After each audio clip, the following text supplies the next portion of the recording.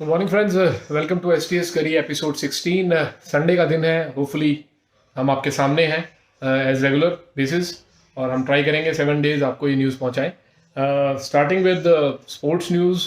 आज की सबसे पहली न्यूज़ है नेथन लेन के हवाले से। उन्होंने इंडिया और अहमदाबाद की जो पिच है, कंट्रोवर्सी जो इतने दिनों से चल रही है, उसके ऊपर एक बहुत ही स्ट्रॉन्ग बयान दिया है और आई थिंक वो इंडियन टीम को सपोर्ट करते हुए बयान आया है, ये बोलते हुए कि जब इंडियन प्लेयर्स ओवरसीज जाते हैं खेलने के लिए तो वहाँ उनको सीमिंग विकेट्स मिलते हैं जिसपे वो कभी 50 पे, कभी रिसेंटली 36 पे जब इंडिया आउट हुआ on a pink ball test match Adelaide में, तो वहाँ पे तो हम लोग ने सवाल नहीं उठाया। और वो जब वो कहते हैं कि वो लोग भी जाते हैं या इंडियन टीम्स वहाँ आती है, पाकिस्तानी टीम आती है, श्रीलंकन टीम आती है, तो वो लोग तो सवाल नहीं उठाते हैं। Then why we are raise question on a spinning tracks, तो बहुत ही जायज़ मुद्दा उठाया अगेन उन्होंने, जो हम बोलते आए हैं कि ये पिच की कंट्रोवर्सी होनी नहीं चाहिए।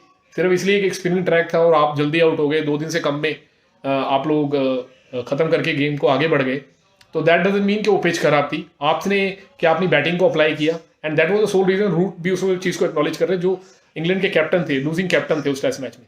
सो वी शुड ऑल्सो थिंक कि कैप्टन ये स्टेटमेंट नहीं देगा अगर उसको पिच खराब लगेगी, तो he has all the rights to go head to ICC and complaint over it.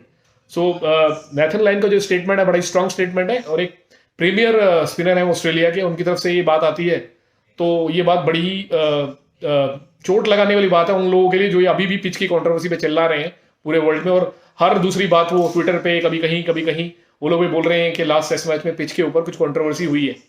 तो again very good statement by Nathan line, and I think I am in full support of Nathan line statement कि ये सब चीज़ें होनी नहीं चाहिए। आपको ये बात करनी चाहिए कि कैसे उस टेस्ट मैच में क्या रीजन से वो लोग उससे बाहर हुए या वो हारे। सो इंग्लैंड का टोटल बैटिंग कोलैप्स था, वो स्पिन के आगे नहीं खेल पाए और इसलिए वो वहां से बाहर हुए। तो यही इस पूरे इशू का क्रक्स है। इसके अलावा जैसे हमने बात की, पिंक बॉल का भी इशू हो सकता है जो कि ICC will take the call. So उसमें ऐसा नहीं होना चाहिए कि we all are the experts. ICC ने पिंक बॉल क्रिकेट को अलाउ किया, डे नाइट टेस्ट मैच को अलाउ किया, there must be certain repercussions उन्होंने सोचे होंगे, प्रोज एंड कॉन्स के बाद ही वे करने के बाद वो किया होगा। So we are not experts, we should let ICC take the call. और इस तरह की ये कॉन्ट्रोवर्सी जो लोग क्रिएट कर रहे हैं उनको अपने जो दिमाग और मुंह है उनको बंद करना चाहिए। मूविंग अहेड, नेक्स्ट हम न्यूज़ की तरफ बढ़े तो स्टेन जो आजकल पाकिस्तान क्रिकेट लीग में खेल रहे हैं, पीएसएल में, पाकिस्तान सुपर लीग में, तो उसमें उनका सिक्का चल नहीं रहा है और आई थिंक बहुत बुरे हाल से गुजर रहे हैं वहाँ पे। उनको कोई भी लोकल क्रिकेटर्स आके चौके छक्के मार रहे हैं।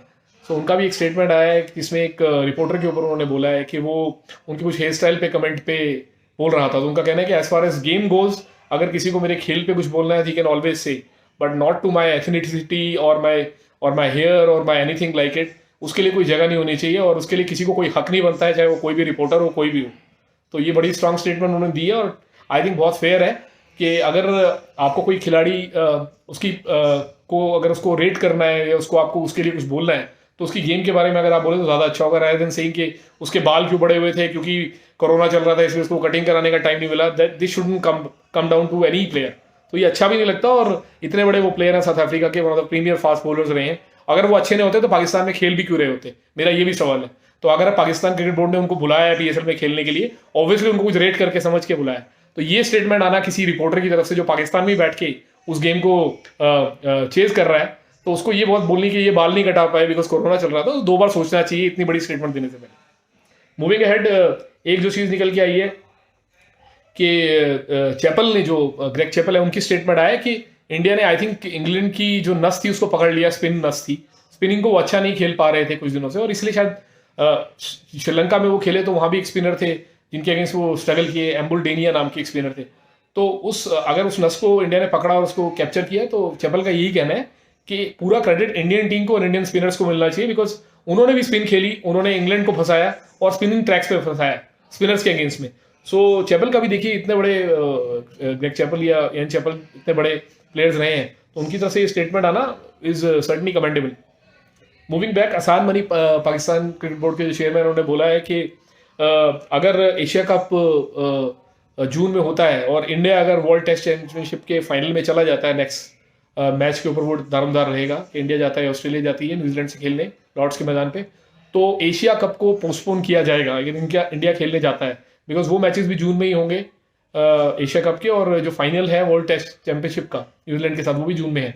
तो अभी वो देखना होगा कल, कल बोल रहा हूँ मैं, जो नेक्स्ट टेस्ट मैच जब खेला जाएगा उसमें क्या रिजल्ट आता है, उस बेसिस पे हम डिसाइड कर पाएंगे कि इंडिया कैसा सूरत हाल रहेगा एशिया कप को लेके जून में। Moving ahead with ICC rankings, Ashwin top 3 में आ गए हैं एंड कमेंडेबल, उनको आना भी चाहिए था, फुल क्रेडिट टू हिम। जितने बड़े वो प्लेयर हैं, जितने बड़े वो स्पिनर हैं, आई थिंक वर्ल्ड के under top most underrated players में हैं वो। और बट उनकी जो कद है, उनकी जो काठी है, उनके जो बॉलिंग फिगर्स हैं, उनको अलग ही लेवल पे ले जाती हैं। रोहित शर्मा नंबर 8 पे आ गए हैं। टॉप पे केन विलियमसन है न्यूजीलैंड के, और बॉलर में पैट कमिंस है। सो ये रैंकिंग जो आईसीसी की है, आई वुड थिंक कि ये एक्चुअली डिफाई करती है कि आप किस तरीके की परफॉर्मेंसेस दे रहे हैं अपने मैचेस के दौरान, अभी टीम के साथ खेलते हुए अपनी कंट्री के लिए। So all congratulations to Ashwin and Rohit Sharma to coming into the top 10 category of batsman and bowlers. Vengsarkar ने भी बोला है, एक स्टेटमेंट और आया कि bat has to be the defence of spin for friendly pitches. So देखिए कितने बड़े प्लेयर है वेंगसरकर इंडिया के लिए, उनकी तरफ से भी आया कि एक स्पिन के लिए बैटिंग के अलावा कोई भी डिफेंस नहीं हो सकता है। So if that is the case, एक इतना बड़ा बैट्समैन ये बात बोल रहा है, तो ये बात क्लियरली साबित होती है कि पिच को लेके बार बार इन कंट्रोवर्सीज में नहीं किया जाए। सो यही है। नेक्स्ट हम चलते हैं विजय हजारे ट्रॉफी की तरफ। 2 मैचेस, इसमें पहला मैच था जिसमें गुजरात ने बड़ौदा को हराया, 277 रन बनाए, 277 फॉर 9 पहले बैटिंग करते हुए। इसमें ध्रुव ने 102 बनाए, और उसके अलावा बड़ौदा 237 पे 9 विकेट पे आउट खेल कर खत्म किया, समाप्त किया मैच को 50 ओवर में। पीयूष ने चावला ने उसमें तीन विकेटें ली 52 रन देके, और गुजरात ने मैच 40 रन से लगभग जीत लिया, और लीग स्टेजेस में अनबीटेबल रहे हैं, वो आगे जा रहे हैं और अपनी सीमेंट कर ली है प्लेस आगे के मैचेस के लिए, सेमीफाइनल क्वार्टर फाइनल के लिए। एक बड़े एक्साइटिंग मैच में हैदराबाद ने गोवा को हराया सिर्फ 2 रनों से। हैदराबाद ने 345 रन का विशाल स्कोर रखा, इसमें तन्मय अग्रवाल ने 150, तिलक ने 128, और गोवा की तरफ से एकनाथ ने 169 रन की पारी खेली, जिसमें वो नॉट आउट रहे 169, फिर भी वो जिता नहीं पाए, 343 पे गो आउट हो गया। सो बड़ा ही क्लोज मैच रहा, जिसमें हैदराबाद ने 2 रन से उनको हराया। तो ये आज की हमारी स्पोर्ट्स न्यूज़ है। Moving back to technology front, आज टेक्नोलॉजी में पहली न्यूज़ है Realme GT को लेके, जिसमें Realme GT की हम बड़े दिनों से बात कर रहे हैं। उसका जो एंटूटी स्कोर था 7,70,000 करीब आया था, उसकी स्पेसिफिकेशंस गीक बेंच पे टिप आउट हुई हैं, जिसमें रिटेल बॉक्स का कुछ कवर आया निकल के, और इसके अलावा ये लॉन्च होगा मार्च 4 को चाइना में। 12 GB रैम एंड्रॉयड 11 पे, स्नैपड्रैगन 88 पे होगा, और इसका एंटूटी स्कोर 7,70,000, सो आज तक का हाईएस्ट एंटूटी स्कोर है। सो ऑब्वियसली ये हाइप तो कर रहा है ये फ़ोन बहुत दिनों से, और वी हैव टू सी कैसा ही जाता है। नेक्स्ट iQOO Neo 5 के बारे में मैंने कल भी बात की थी न्यूज़ में, उसकी लॉन्च की खबर आई है, मार्च 16 को ये लॉन्च हो सकता है। वीवो का सब ब्रांड है ये। 870 SoC पे आया था, हमने कल भी बात की थी। स्नैपड्रैगन 870 SoC पे रहेगा, very strong processor, super AMOLED display रहेगा, 34,000 का प्राइस है, 8 GB 128 GB की रैम और रोम ऑप्शन है। सुपर एमोलेड डिस्प्ले है, 120 हर्ट्ज का इसमें रहेगा, 48 मेगापिक्सल का सोनी IMX 598 इसमें कैमरा रहेगा, primary camera.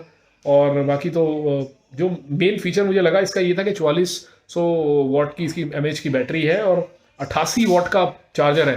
So this will I think charge it in less than 30 minutes if I am right. And 66 वाट का, which is a star mark, wireless charging support करेगा। तो यू कैन वेरी वेल सी कि क्या technology आ गई कि wireless charging आज के time में 66 वाट पे चली गई है। सो ये iQOO Neo 5 जो 5 फ़ोन है, इस पर भी सबकी नज़र रहेंगी। I think OnePlus 9R next खबर आ रही है। OnePlus 9R would be the mid range smartphone जो हम ढूंढ रहे हैं आज के टाइम में, वो हो सकता है। अब प्राइस क्या रहेगा will get back to you, but I think Snapdragon 690 chipset पे आएगा, 6.5 इंच की 90 हर्ट्ज की रिफ्रेश रेट की फुल HD+ की स्क्रीन रहेगी, 8 GB 128 GB का वर्जन रहेगा, 64 मेगापिक्सल का प्राइमरी कैमरा रहेगा, 5000 mAh की बैटरी, और 33 वाट का चार्जर इसके साथ रहेगा। प्राइस क्या आता है, if it comes under 20,000, I think बड़ा ही कमेंडेबल फोन होगा, और एक एग्जैक्टली बजट रेंज सेगमेंट का फोन निकल के आ सकता है। लास्ट न्यूज़ की तरफ चले तो सैमसंग गैलेक्सी A32 की भी न्यूज़ आ रही है, एंड सैमसंग इसमें हाई रिफ्रेश रेट पे चला गया है, जो आज तक हमने देखा कि लेटली F62 में भी हाई रिफ्रेश रेट नहीं आया था। इसमें ऐसा बोला जा रहा है कि 90 हर्ट्ज आएगा, और एमोलेड रहेगा स्क्रीन, 64 मेगापिक्सल का क्वाड कैमरा सेटअप आएगा 8 और 5 के साथ, अल्ट्रा वाइड और डेप्थ कैमरा के साथ, 5000 mAh की बैटरी रहेगी 15 वाट चार्जर के साथ, और 20K का price again. So that will be very commendable Android 11 के साथ। तो देखना रहेगा कि कैसे निकल के आता है, सैमसंग इसको कैसे कैप्चर करता है। तो ये आज की मेन टेक्नोलॉजी न्यूज़ थी संडे के दिन। और लास्ट सेक्शन हमारा रहेगा सॉन्ग का सेक्शन। तो आपके लिए एक गाना जो कि अगेन सोनू निगम का वन ऑफ माई फेवरेट्स है, वो भी आपके लिए नजर है। मेरी दुनिया है तुझ में कहीं, तेरे बिन मैं क्या कुछ भी नहीं। मेरी जान में तेरी जान है ओ साथी मेरे, मेरी दुनिया है तुझ में कहीं, तेरे बिन मैं क्या कुछ भी नहीं। Thank you friends. I think video थोड़ा लंबा हो गया है, we will cut short. Hopefully ये गाना आपको पसंद आया होगा और हमारा ये एपिसोड्स जो डेली हम आप तक लेके आ रहे हैं स्पोर्ट्स, टेक्नोलॉजी और सिंगिंग की कड़ी बना के, ये आप तक पहुंच रहा है और आप इसको सपोर्ट करेंगे, लाइक करेंगे, सब्सक्राइब करेंगे हमारे चैनल को। प्लीज़ सपोर्ट करिए हमें डेली मोटिवेट करते रहने के लिए और इस चैनल को सब्सक्राइब करते रहिए। All the best. जय हिंद, वंदे मातरम। Thank you very much for joining. Bye bye.